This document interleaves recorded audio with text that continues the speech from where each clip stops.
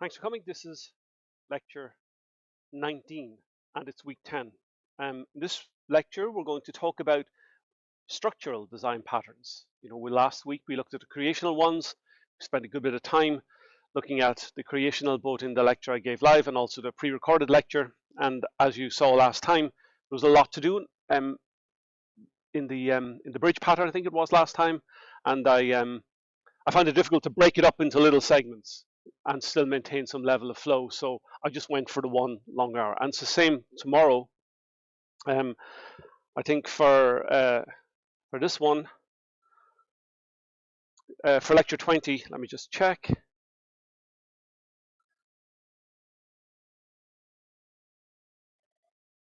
Yeah, tomorrow's lecture is going to be on, it'll be bridge tomorrow. Okay, so we'll spend a full hour working through that bridge pattern, pre-recorded. It'll be up today as well. Okay, so this makes it a little bit easier to get, into the actual topic. But today we're going to have a look anyway about the Gang of 4 structural software design patterns, and we're going to see how one of the patterns, adapter, can be implemented in both C# and in Java. So up until now, I've been looking at exclusively. I've been talking about C#. I mean, we wanted to teach a C# early on in the middle of the, at the beginning of the class, and this course, and I felt that it's good for you to learn another object-oriented language. You'd be able to see the similarities between what you've learned in Java and what you learn in C#. But I did say to you as well that all of the design patterns and all of the design rules, so all that solid stuff that we looked at more recently, that could all apply to any object-oriented language, and in particular, from your experiences, it will be Java as well. In fact, you can do some object-oriented JavaScript too. You've probably seen some of this, and it will apply there as well. And you can apply the patterns in other languages. It doesn't, anything to offer some way of doing objects. And if you looked into that book, the dive into design patterns, you'll see that every language is pretty much covered there. And you can look at some of the examples and how they work.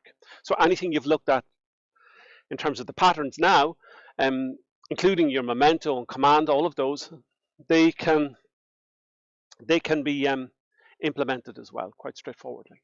Okay, so for an example, I thought I'd look at Java today. Okay, it's not the bridges and the adapter aren't too difficult, I hope, but you should be able to see with them. So anyway, these structural software design patterns are concerned with describing how objects and classes can be combined to form a large structure. And these large structures ease design by identifying a simple way to realize relationships between entities. That's the plan with structural design patterns. And there are 7 structural patterns in the Gang of 4 list. So adapter, bridge, composite, decorator, facade, flyweight, and proxy. If you think about some of the exercises that we would have had, I did ask you to look, because it's useful for your coding exam, is to look at how you can use design patterns to build pizzas, ordering system. Did you have a look at that at all? No? Did you see those? Remember I mentioned that in class last time? Don't forget to look. Okay, it's a useful exercise. It pulls together many of the patterns, and you'll see some of those patterns appearing there. Decorator, for example, facade. Some of them will be used there as well. So it's useful to have a look. And the patterns are designed by considering a class's structure and its composition. And the main goal of these patterns, of this set of patterns, is to increase the functionality of the class or the classes involved without significantly changing the composition of the classes. These are very different to the creational design patterns. They've been designed for class instantiation, and the behavioral design patterns, we haven't seen those in detail yet, next week, they've been designed around class communication with other classes. So this piece here, this line here, is very useful, because if you remember when I talked about the examination, I did say to you to always ask a question about the difference between the various design pattern suites. Okay, and so I want you to think a little bit about this. These slides that I have at the beginning of the class, they're really useful, okay, for you in terms of having some information as a starting point to know what is the difference between the various design pattern sets. I tend to ask questions about that. How do creational design patterns differ from behavioral and and structural design patterns, or how do structural patterns design from this? But essentially, it's the same question, just been giving focus to one of the sets. And it's amazing. These are worth probably 2 marks in the, at the beginning of a question, and people don't actually answer the question. They don't have a clear difference as to what the purpose of those are. And the purpose can be found in these few slides in each of those sections. Have a look at that book, or if you don't have the book, have a look at the online accompanying website, and that will tell you a difference between these. Or maybe do a search on Google and have something. This is some kind of exam preparation that you can do in advance of the actual examination, and have it ready to go, because you will be asked some kind of question about this. Okay? You could easily bag a couple of marks and have it ready by spending half an hour's work. Okay? There's nothing wrong with being smart when it comes to this. You might get 2 marks out of 3, for example, for knowing the differences. You might have to give an example or some extra little bit of information that isn't in these slides or in these notes to get you that extra mark. There'll always be some aspect there. Okay? So please, these are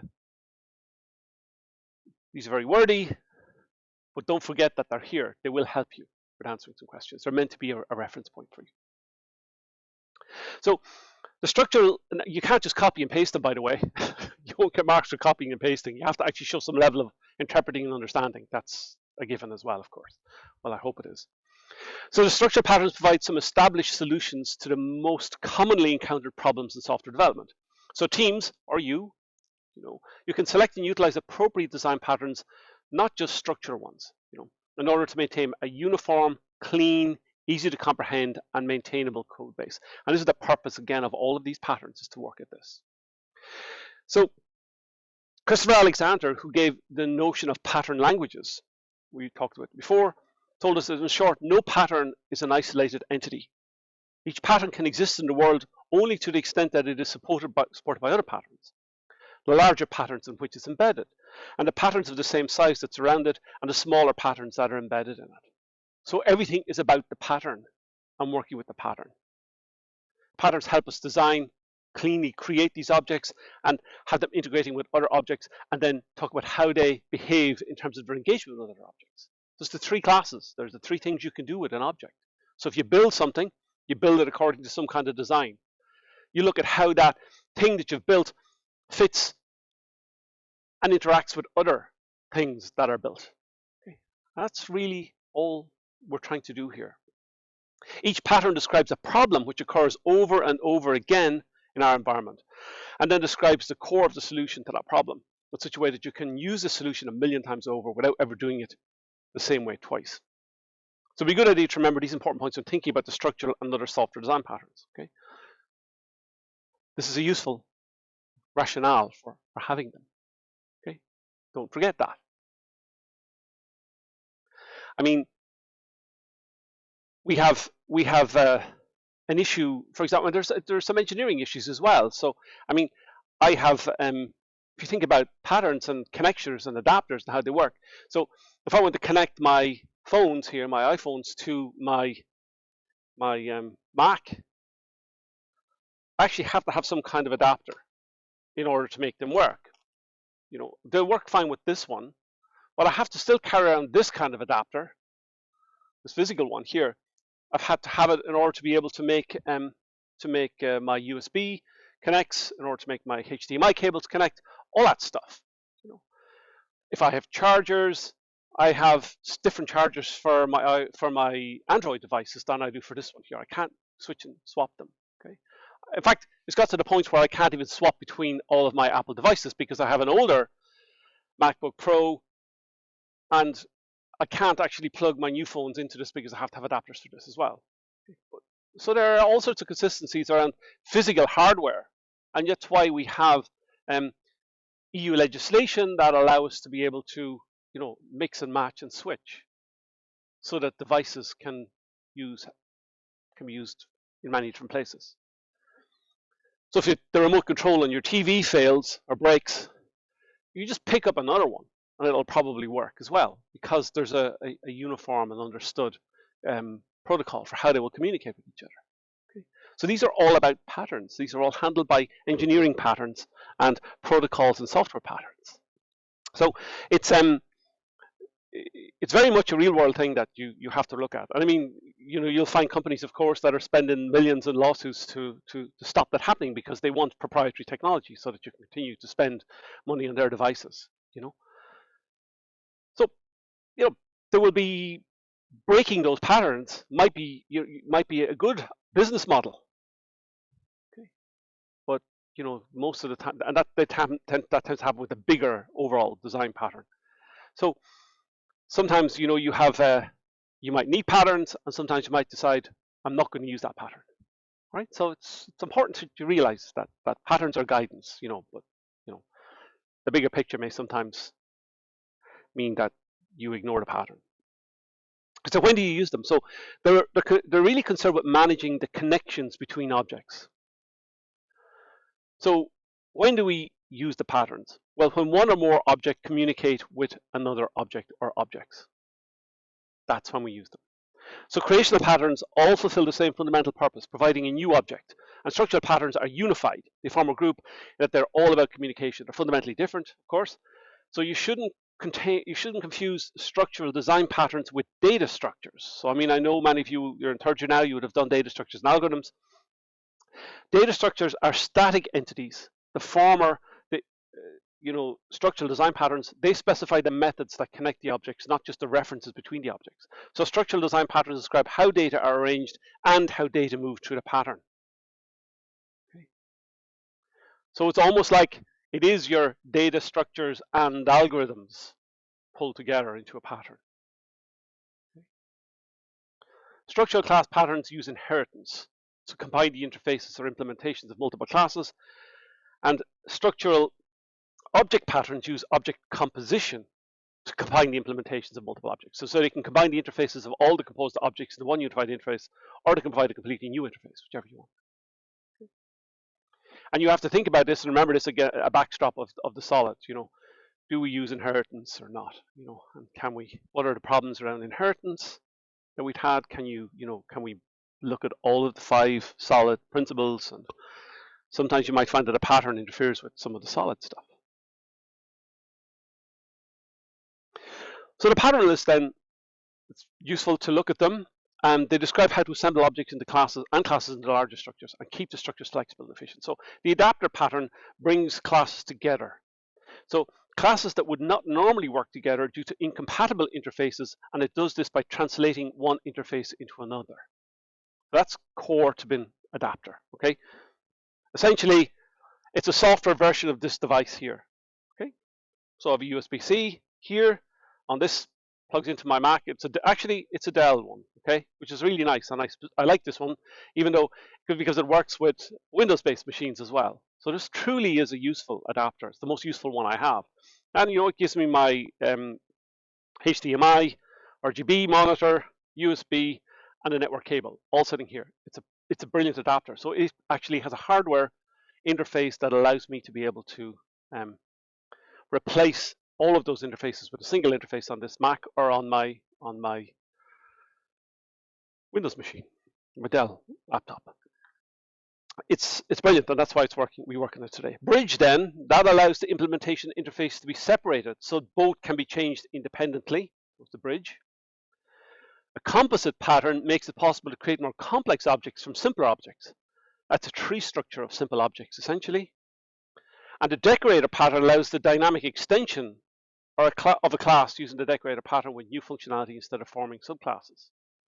This is interesting, the decorator, because we think about decorator and we think about instead of forming subclasses, you should be harking back to solid. But we really didn't want to be looking at inheritance if we could at all. Creating class. The facade pattern, that's a unified and simplified interface that allows easy and consistent access to a set of interfaces of a subsystem. It's a single class that represents an entire subsystem. Flyweight is a pattern that makes objects usage easier and more efficient, and it's concerned with sharing variable details. Proxy pattern uses one object to represent another object. So a proxy object we serve to access another object in some controlled way. And private class data pattern restricts accessor or mutator access by controlling right access to class attributes. It separates data from methods that use it and encapsulating class data initialization. And you've seen this. We've used this ourselves, okay? In examples in the past. I've used it and showed you some examples of this. Some rules of thumb then, okay? So when to use it? And I took these rules of thumb from this book on dive into design patterns. It's really, really useful because, you know, it's always good to know, well, we know all of these things, but when do we use them, okay? So an adapter makes things work after they are designed. Okay, so it allows me to be able to plug something in because I have them already, okay? The bridge makes things work before they are designed. The bridge is designed up front to let the abstraction and the implementation vary independently. An adapter is a retrofit to make unrelated classes work together. Adapter provides this different interface to its subject, and proxy provides the same interface, and decorator provides an enhanced interface. The adapter changes an object's interface, and decorator enhances an object's responsibilities. Decorator is more transparent to the client, and as a consequence, decorator supports recursive composition, and that is impossible with pure adapters. So composite and decorator have similar structure diagrams reflecting the fact that both rely on recursive composition to organize an open-ended number of objects. So if you actually have a look at this book, you can click through on the link and it'll take you to the website, which has everything there. You don't have to buy the actual book. It's a great book, though. You can see some concrete examples of all of this stuff happening. Okay, or you can just Google that question. You know, how do you might compare. So how are bridge and adapter different? Do that. Google, have a little bit, make a few notes, save them. You'll have them for your exam and study. Okay, so I give you a page like this. I expect you to spend a little bit of time thinking about it. Don't just, oh yeah, there's a list. Because you could repeat all this, but I might give you an exam question. You might be asked in an interview, explain this. Then repeating this, you know, you say, so give me an example of how bridge and adapter might be different. Give me an example of how you would make something work with a bridge. You need to actually have some examples to hand and understand them. Okay, not just have the one-liner, please. So composite, that can be traversed with an iterator, and you've seen iterators. Okay, you've seen iterators in your examples, you know, because you've list and I list and these kind of designs, and you know about iterators. You can add an iterator to a list, and then if it's iteratable, you've seen this before. The visitor pattern can apply an operation over a composite, and composite could use a chain of responsibility to let components access global properties throughout its parent. It could use decorator to override the properties on parts of the composition. It could use observer to tie one object structure to another, and state to let a component change its behavior as its state changes. Composite pattern can let you compose a mediator out of smaller pieces through recursive composition, and decorator lets you change the skin of an object. Strategy lets you change the guts of the object. The decorator is designed to let you add responsibilities to object without subclassing. And you know, this whole notion of subclassing, if you ask, well, why would you do that? Go back and look at the solid notes. Composites focus not on embellishment, but on representation.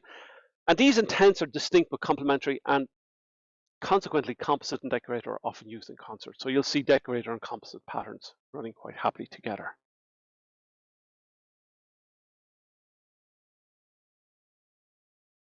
A lot here. I need you to go and look at the book, okay? This is a summary. The reason I'm saying this is because have a look at some of them.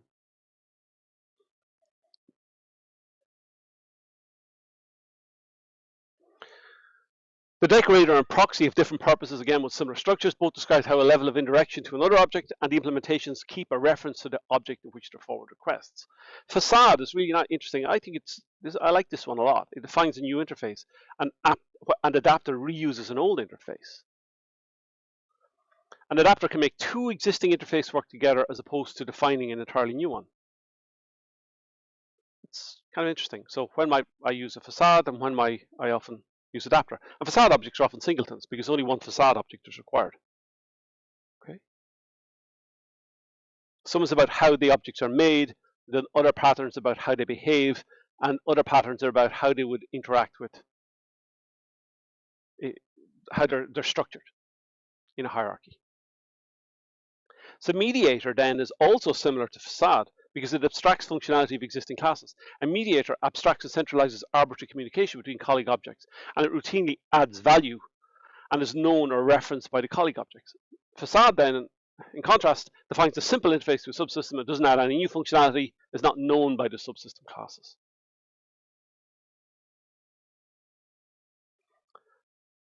And we saw abstract factories last time. We did factory, abstract factory, and factory method in the last lecture.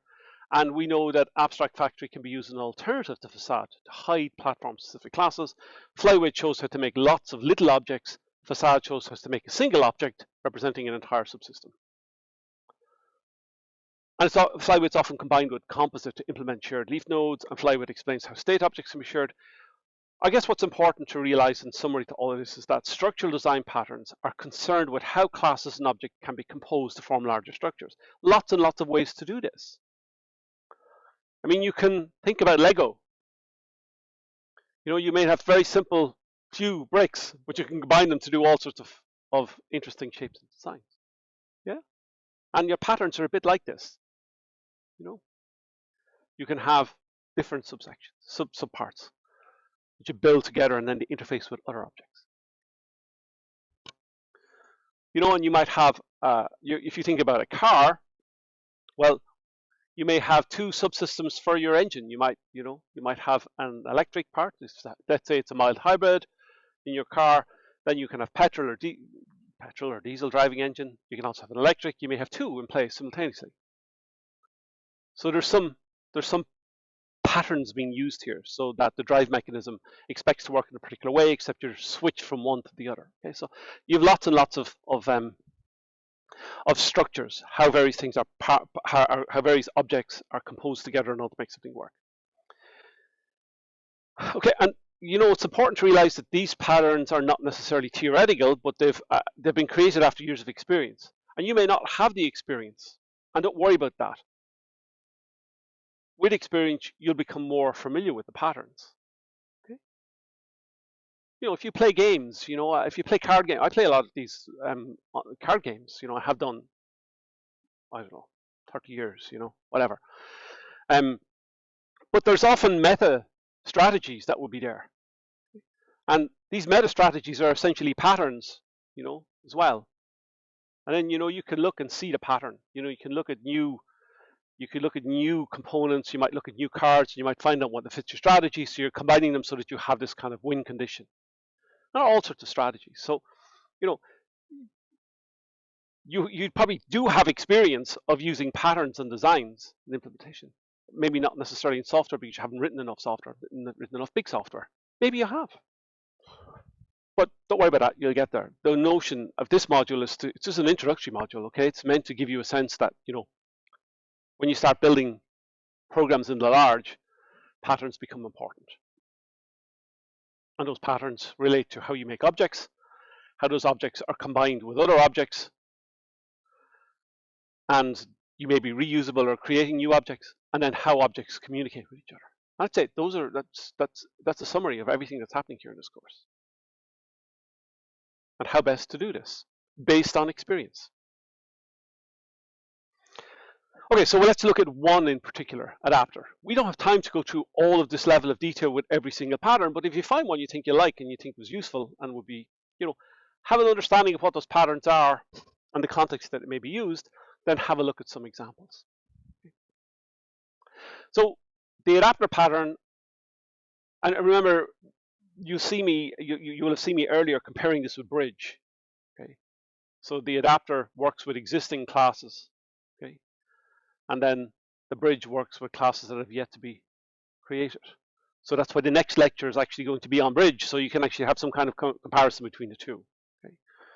So this adapter pattern then, it acts like an intermediary between two classes, and it converts the interface of one class so that it can be used with another class. So it enables classes with incompatible interfaces to work together. And the adapter pattern implements an interface known to its clients and provides access to an instance of a class not known to its clients. Okay, so this is the important bit here. The adapter pattern implements an interface known to its clients and provides access to an instance of a class not known to its clients. An adapter object provides the functionality of an interface without having to know the class used to implement that interface. So let's have a look down at the UML. I took this example from gang4patterns.com, GOF patterns. Here we have adapter, some client that uses the adapter, and we have a target that implements an interface that's known to its clients. Okay, so this client knows this interface. So the adapter then is able to provide the appropriate request as expected, by the target. So this adapter implements this target that can be used by this client, and it then handles the actual adaptee. So the adapter wraps around the adaptee, handles the specific requests of the adaptee, then provides a request that's known to the adapter client. And this request is specified in the interface target. Okay. So so you can work back, you work bottom up. So we have this adaptee here. In other words, we have some class that we want to be able to use. Right? We have some object that we want to be able to use in our code by the client. So in order to make it work in the client, we actually say, well, I want to make this kind of request. But actually, it only allows us this kind of request, specific request. So we write an adapter class that knows about this and then provides, and there's a conversion essentially between this method and this method so that it can be used by the client. That's it. Any questions?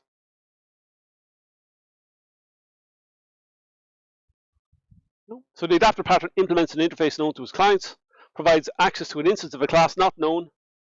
The adapter client is the code client. Adapter is the adapter class that forwards the call to the adaptee. And adaptee is the old code that needs to be adapted. And target is a new interface to support and is sometimes called a wrapper class. Okay. I'm working with this at the moment in some of the code that we've been working on over the last few years. So I'm interested in an area of research called, there's an adapter. Okay, it converts from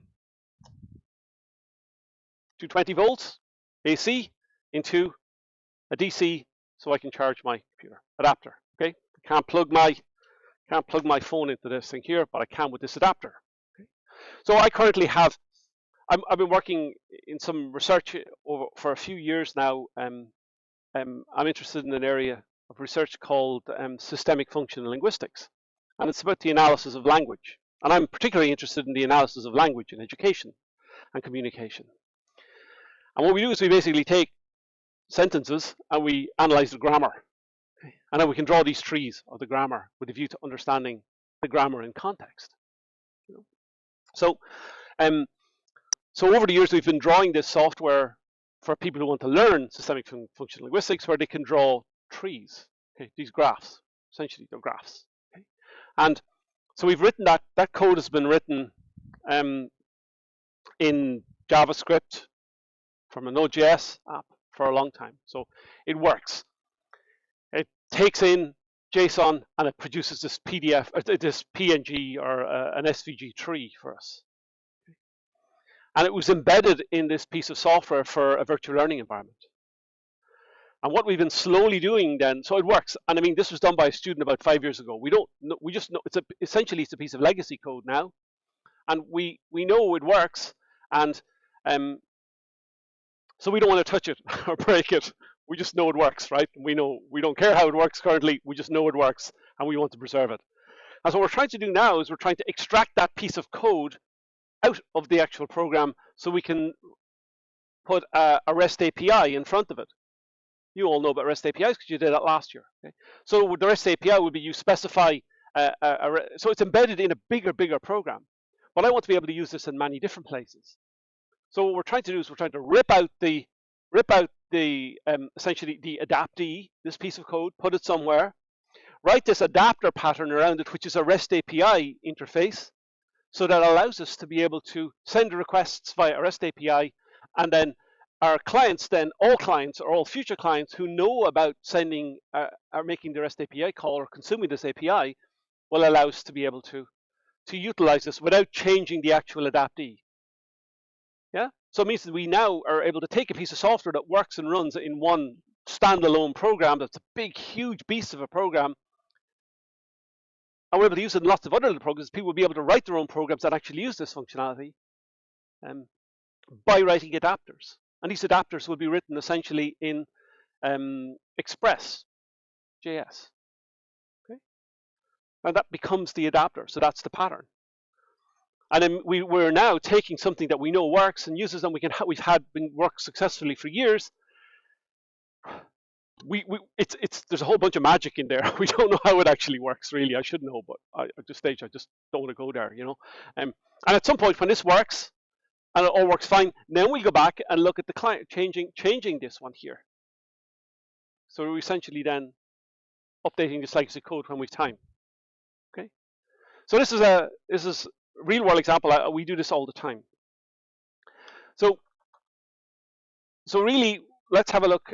Let's have a look at this. Okay, so the object adapter implementations use the object composition principle. In other words, the adapter implements the interface of one object and wraps the other one. And this can be implemented in all popular languages. Okay, so I mean, we've been doing this, as I said, in JavaScript. So the wrapper is essentially the REST API. And the class adapter implementations #use inheritance. The adapter inheritance interfaces from the objects at the same time. And this approach can only be used and implemented in programming languages that support multiple inheritance, such as C#. Okay, and you can have a look here at this link in order to be able to check that out. That's the difference between object adapter implementations and class adapter implementations. We only have a single inheritance model in both Java and C#. C++ gives us the multiple inheritance. We can fake the multiple inheritance by implementing interfaces. Okay, inheriting from a base class and implementing an interface, rather than having two separate classes we inherit from both of those, we could with C#. So this diagram is quite nice, and you can go through all of the examples, and I can give you this page here. So if we start with the client class, and we have the client interface, the service, if you like, you know, what's been done.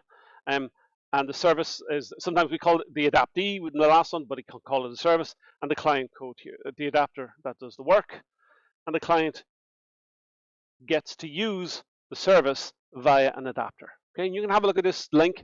It's here, and you can work through this yourself. Okay. So we just found a plug plugged into the wall there. Okay, I didn't leave it there. It wasn't a setup. It's a free plug for somebody to use.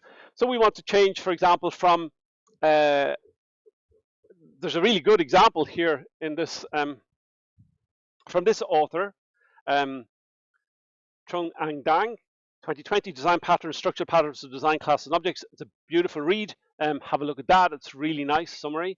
And it has a code for real-world examples in that link. And all the examples are in Java.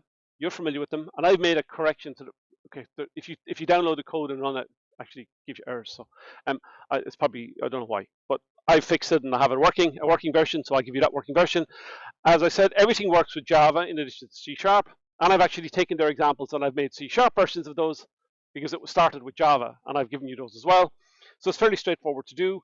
And basically we have a client which converts from 100 volts American system using an adapter to an adaptee to 220 volts. So really that allows us, so the original power is 220 voltage. It needs to be adapted to 100 voltage. And so you can click on the link and it shows how it works. And it's kind of fine, but I've done, you don't have to do all that work. I've done this work for you. So you can look at the example and I'll upload it as well. So I have this code called, the namespace, of course, is my adapt. This is the C# version. I have an interface, which is a public interface called plug, okay? And it allows me to be able to do some charging or recharging. And then I have something called a high voltage plug, and that implements this interface, okay? And it returns 220 volts, essentially. And then I have, I hate when that happens. Oops. let me just fix this. This happens every so often that I get a really dodgy keystroke coming in here, and I end up resetting my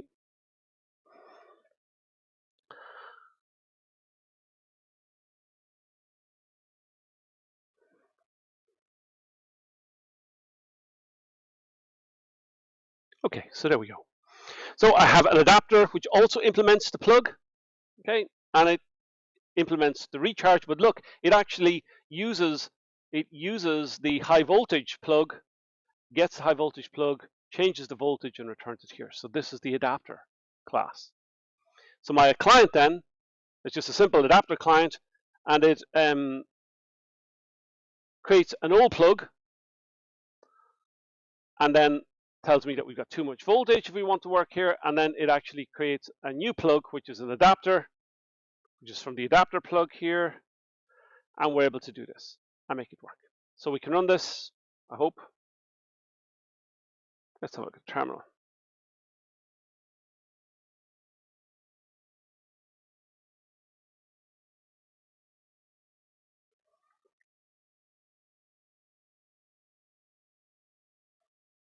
Okay, so this worked fine. So, you know, we could call the original one, doesn't work. We can write an adapter that wraps around it, and it works. It's very straightforward. You can look at the code, but in principle, it allows us to do this. So what do we do then if we want to use a Java? So we can have a look at the Java class. So my adapter client, here's my client here. Let's get rid of this. So here's some Java. Is it? No, yeah, that's my C#. This is my Java. Looks so like my C#. Here's my adapter plug. It's slightly different. You can see there, of course, it's Java. You can look at the overriding goes on here, so you know about how we're overriding the charge. And here I have my high voltage one. That works as well. And my plug.java, that's my interface. It's fine there. And this is our class. So maybe if I check my yeah, it's my adapter. Let's get a terminal. Run the terminal.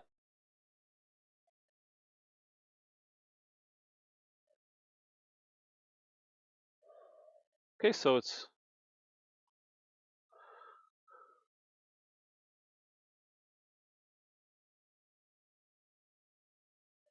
oh, that was Java. I should be just running Java. Well, I don't need to compile it all again. I'm just making sure. Okay, so it works as well. So so the same approach can be used for both Java and C#. In fact, you can see that the code is fairly identical, you know, in places. I mean, we're just looking at very nuanced changes between how we implement our how we utilize an interface and how we override a method or something. So it's fairly straightforward and it works. So both pieces of code are there for you. You can look at both of them, you can compare them. You should be able to see that the pattern applies regardless of the object-oriented language. Any questions? So the structural patterns then, they include quite sophisticated and powerful techniques. They're primarily based on two basic approaches: delegation and object composition. Delegation, the pattern is one in which a given object provides an interface to a set of operations, and the actual completion of those operations is performed by one or more objects. So that's fine, you know. With object composition, other objects are stored as pointers or references inside the object, and that provides an interface to the clients. And the object composition is a powerful OOP technique that's worth remembering. The structural design patterns show you how to take advantage of object composition. When one class hands off a task to another class, it's called delegation. Composition. Okay, so remember, with inheritance, each child is a part of another class or classes. With composition, objects can use another class to complete a series of tasks. And most design patterns utilize both shallow inheritance and composition. And I think if you look at the examples I gave not last week, but the previous week, where we were looking at memento, I was looking at the whole notion of shallow becomes a problem with mementos. You have to have some deep copying going on there. Okay. So when do you use the structural patterns? When you want to add new functionality dynamically to existing objects, or remove it, use decorator. When you want to control access to an object, use proxy. If you want to create expensive objects on demand, use proxy. You might have a proxy. You might want to hide, for example, access passwords and things in an object, or connections to databases. Rather than giving people the full access, you might just put everything behind a proxy and hide stuff. Okay. If you want to enable the development of an interface and implementation of a component to proceed independently, use a bridge. Match otherwise incompatible interfaces, use an adapter. Reduce the cost of working with large numbers of very small objects, use flyweight. Reorganize a system with many subsystems into identifiable layers with single entry points, use facade. Select or switch implementations at runtime, use bridge. Simplify an interface to a complex system, use facade. And treat single objects and composite objects in the same way, use composite. Okay. We looked at the software design patterns, structural ones. We looked at adaptive patterns, and what's really important is that we saw, probably for the first time, that you can apply any of these patterns to any other object-oriented language as well. So all the stuff you know about C# and patterns and solid and design can apply readily to your Java. Don't go away thinking, like when sometimes people go to an interview and they're asked about a pattern, and then suddenly you ask, well, how do you implement a pattern in this language that you, oh, well, I haven't done it with that. I haven't done it with Java. How do I do Memento with Java? Well, just take a breath, and say, well, I know how to do this with C#. So they're pretty much the same. Understand it at some level of abstraction, not just down in the code. Okay? They will apply for you and will work. You'll see a lot of time, you see a lot of questions around design patterns in Java. You know this. If you know the pattern already in C#, remember this, okay? Trust yourself that you're able to do this. If you understand the pattern, it'll work everywhere. Have a look at the two examples, and it might give you some sense of how you might do it with some of the other ones that you've had already.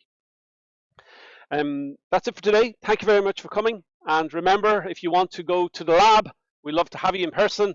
If you're not able to go in person, or you want to attend the online lab, that's okay too. Okay, it isn't just for people who are ill or not here. You have the same options available to you as well. Okay, thank you very much. Have a good day.